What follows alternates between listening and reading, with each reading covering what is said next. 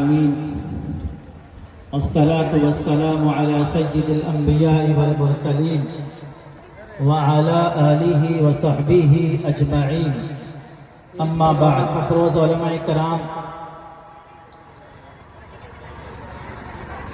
سامعین باتمکین، میں تو اس پروگرام کا میزبان ہوں اور آپ حضرات میری گفتگو میری باتیں سنتے رہتے ہیں۔ حق تو یہ ہے کہ ہم اپنے مہمانان کرام کو سنیں، لیکن ہمارے ساتھیوں کا اصرار تھا کہ میں اس پروگرام کے حوالے سے اپنی کچھ باتیں آپ کے سامنے رکھوں۔ بزرگان ملت،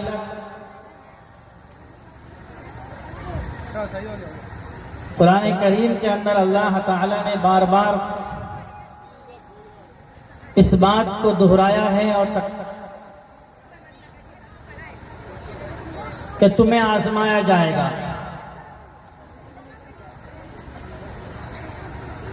تمہاری جانوں کے ذریعے سے بھی، تمہارے مال کے ذریعے سے بھی، تمہاری اولاد کے ذریعے سے بھی تمہیں آزمایا جائے گا۔ اسلام کی پوری تاریخ ہمیں یہ بتاتی ہے کہ اسلام کے ابتدائی زمانے سے لے کر آج تک مسلمانوں کو آزمائش کا،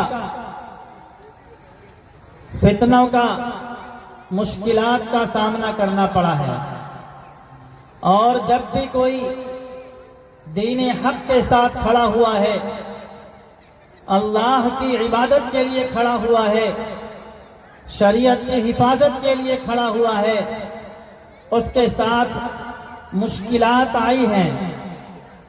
اور دوسری طرف یہ بھی سچائی اور حقیقت ہے کہ جو لوگ استقامت اختیار کرتے ہیں، جو لوگ جم جاتے ہیں، ان کے ساتھ اللہ کی مدد آتی ہے۔ ابن کثیر نے ایک واقعہ تفسیر ابن کثیر کے اندر لکھا ہے اور فرماتے ہیں کہ قباس بن مسلم ایک شخص ہیں، وہ کہتے ہیں کہ ہم 3-4 لوگ تھے، رومی بادشاہ نے ہم لوگوں کو گرفتار کر لیا اور یہ کہا کہ تم دین سے پھر جاؤ، اور اگر تم دین سے نہیں پھرے تو اسی کھولتے ہوئے پانی کے اندر ہم تمہارے سر کو کاٹ کر کے ڈال دیں گے۔ ایک شخص دین سے پھر گیا، مرتد ہو گیا، اسے چھوڑ دیا گیا۔ دوسرا شخص مرتد ہو گیا، اسے چھوڑ دیا گیا۔ تیسرا شخص مرتد ہو گیا، اسے چھوڑ دیا گیا۔ چوتھا شخص استقامت کے ساتھ اپنے دین پر قائم رہا، اس کی گردن کاٹ دی گئی اور گردن کاٹ کر کے پانی میں اس کو ڈال دیا گیا۔ اس کا پورا جسم پانی میں گیا اور جانے کے بعد اس کا سر باہر نکلا اور ان تینوں کی طرف دیکھ کر کے کہا، یا فلاں یا فلاں یا فلاں۔ قال اللہ تعالی، یا ایتھا النفس المطمئنہ ارجعی الی ربک راضیۃ مرضیہ فادخلی فی عبادی وادخلی جنتی۔ یہ ایک عجیب و غریب منظر تھا کہ کٹا ہوا سر اپنا پانی سے اوپر ہو رہا ہے اور ان تینوں کو خطاب کر کے اس کا نام لے کر کے یہ کہہ رہا ہے اور یہ کہہ رہا ہے کہ خدا کی یہ بشارت آئی ہے، ارجعی الی ربک، میرے نیک بندوں کے ساتھ شامل ہو جاؤ، میری جنت کے اندر داخل ہو جاؤ۔ اس منظر کو دیکھ کر کے وہ تینوں کے تینوں واپس اسلام میں داخل ہو گئے۔ قباس بن مسلم کہتے ہیں ایسا منظر ہو گیا کہ سارے عیسائی اسلام قبول کرنے کے لیے تیار ہو گئے۔ بادشاہ نے فوراً مجلس کو برخاست کر دیا۔ یہ واقعہ ابن کثیر نے لکھا ہے۔ قرآن کریم میں اللہ رب العزت نے ایک دوسرا واقعہ نقل کیا، قتل اصحاب الاخدود النار ذات الوقود، کہ کچھ لوگ ایمان کی حالت میں تھے، استقامت کی حالت میں تھے، بادشاہ نے ان لوگوں کو ایمان سے پھرنے کے لیے کہا کہ ایمان سے نکل جاؤ، خدا کی وحدانیت کا انکار کر دو، اور نہیں تو اس دہکتے ہوئے خندق کے اندر تم لوگوں کو ڈال دیا جائے۔ بڑا خندق بنایا گیا، لوگ اسلام پر جمے رہے اور خندق میں جاتے رہے۔ ایک عورت کے گود میں ایک معصوم سا بچہ تھا، اس عورت کو بھی لایا گیا، اور اس معصوم بچے کو دیکھ کر کے عورت اپنے ایمان سے پھرنے لگی۔ اس نے ارادہ ہی کیا تھا، اللہ تعالیٰ نے اس بچے کی زبان میں گویائی دی اور اس بچے نے کہا کہ ماں انتظار کیا کرتی ہو، جنت تمہارا انتظار کر رہی ہے۔ یہ واقعہ قرآن کریم کے اندر اللہ رب العزت نے لکھا ہے۔ آپ سب پڑھے ہوئے ہیں اصحاب کہف کا واقعہ۔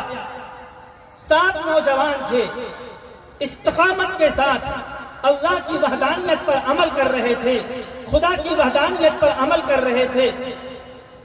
بادشاہ نے ان لوگوں کو نمٹانے کی کوشش کی، وہ سب بھاگ گئے اور جا کر کے ایک غار میں چھپ گئے۔ اللہ تعالیٰ سے دعا کی کہ اے اللہ ہمارے ایمان کی حفاظت فرما، اے اللہ ہمارے اسلام کی حفاظت فرما، اے اللہ ہمارے دین کی حفاظت فرما۔ غار کو اللہ تعالیٰ نے ایسا بنا دیا تھا، 300 سال تک وہ لوگ غار کے اندر رہے۔ ہوائیں آ رہی ہیں، دھوپ کی روشنی آ رہی ہے، نہ جسم سڑ رہا ہے نہ جسم گل رہا ہے۔ 300 سال تک کوئی جھانک کے دیکھتا ہے تو ڈر جاتا ہے، کبھی ان کی کروٹیں بدلتی ہیں، کبھی کسی کروٹ پر دکھائی دیتے ہیں، کبھی کسی کروٹ پر دکھائی دیتے ہیں۔ 300 سال تک سوئے رہے، 300 سال کے بعد بیدار ہوئے تو کہہ رہے ہیں کم ہم کتنے دن سوئے؟ کوئی کہہ رہا ہے 1 دن سوئے، کوئی کہہ رہا ہے 1 دن سے کم سوئے۔ میرے بھائیوں اور دوستو، اصحاب کہف کا یہ واقعہ قرآن کریم نے ہمیں واقعہ کے طور پر نہیں بیان کیا ہے۔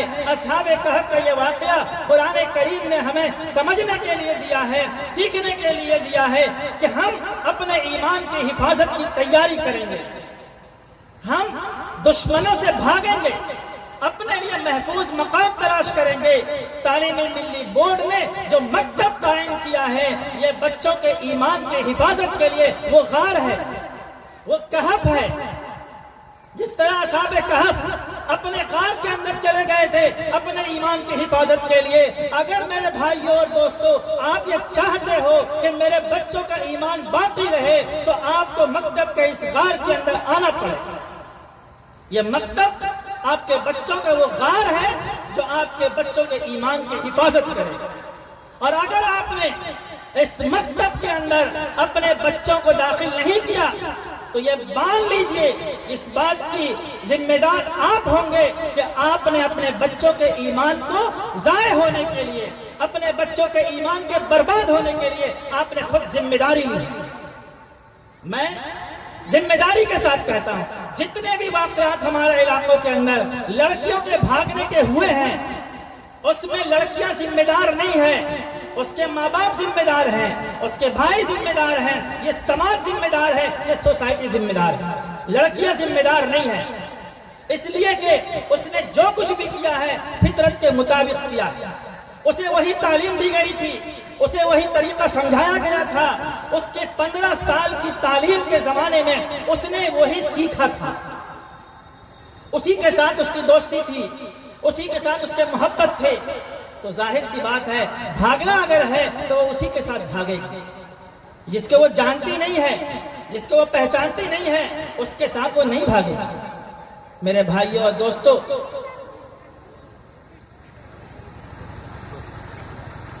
تعلیمی ملی بورڈ کے اس پروگرام میں آپ حضرات شریک ہیں۔ تعلیمی ملی بورڈ نے یہ کوشش کی ہے کہ ہم اپنے بچوں کے ایمان کی حفاظت کریں۔ آج ہمارا ملک جس تیزی کے ساتھ بدل رہا ہے، آج ایجوکیشن کی جو ضرورت ہے، عصری تعلیم کے اندر جس قدر آگے آنے کی ضرورت ہے، ہمارے مسلمان بچوں کے پاس ٹیلنٹ کی کمی نہیں ہے، ہمارے مسلمان بچوں کے پاس ذہن کی صلاحیت کی کمی نہیں ہے، کمی اس بات کی ہے کہ ان کے گارجن، ان کے ذمہ دار اس کے بات کے لیے متفکر نہیں ہے۔ وہ اپنے پیٹ کے لیے اپنے بچوں کے مستقبل کو جھونک دیتے ہیں۔ وہ بے غیرت باپ ہوتے ہیں، وہ بے شرم باپ ہوتے ہیں۔ یہ وہ باپ ہیں جن کے اندر بچوں کو کی پرورش کی صلاحیت نہیں ہے۔ جو باپ اپنے پیٹ کے لیے اپنے بچوں کو کمائی کے لیے لگا دیتے ہیں۔ آپ کی کمر اس لیے نہیں ہے کہ آپ کا بچہ آپ کی کمر کو سیدھی کرے گا، آپ کی کمر اس لیے ہے کہ اس کمر پر چڑھ کر کے آپ کا بچہ اپنا مستقبل سنوارے گا۔ آپ ایک وقت کا کھانا کھائیں گے لیکن اپنے بچوں کو اعلیٰ سے اعلیٰ تعلیم دیں گے۔ ہمارا میسج یہ ہے، ہمارا پیغام یہ ہے۔ ہم لوگوں نے ملی ٹھٹی کے نام سے ایک لائبریری بنائی ہے۔ اس لائبریری کا بنیادی مقصد یہ ہے کہ سماج کے بچے اعلیٰ سے اعلیٰ تعلیم حاصل کریں، اور اس کا کوئی مقصد نہیں ہے۔ تعلیم کے میدان میں ایک بیداری آئے، تعلیم کے میدان میں ہمارا شعور بیدار ہو۔ گھر میں آپ کے پاس پڑھنے کے لیے جگہ نہیں ہے، اعلیٰ تعلیم اتنی آسانی کے ساتھ آپ حاصل نہیں کر سکتے ہیں۔ اس کے لیے آپ کو 16 گھنٹے اور 18 گھنٹے کی محنت کرنی ہوتی ہے۔ اس محنت کے لیے یہ لائبریری بنائی گئی ہے تاکہ آپ سکون کے ساتھ 16 گھنٹے اور 18 گھنٹے تعلیم حاصل کر سکیں۔ میں اپنے نوجوان بھائیوں سے کہوں گا کہ یہ مستقبل آپ کا انتظار کر رہا ہے۔ ملک کو، سماج کو، قوم کو آپ کی ضرورت ہے، آپ کی خدمت کی ضرورت ہے۔ آپ اپنے سماج کے مستقبل کو بہتر کرنے کے لیے، اپنے مستقبل کو بہتر کرنے کے لیے، اپنے خاندان کے مستقبل کو بہتر کرنے کے لیے تعلیم حاصل کریں۔ اللہ تعالی ہمیں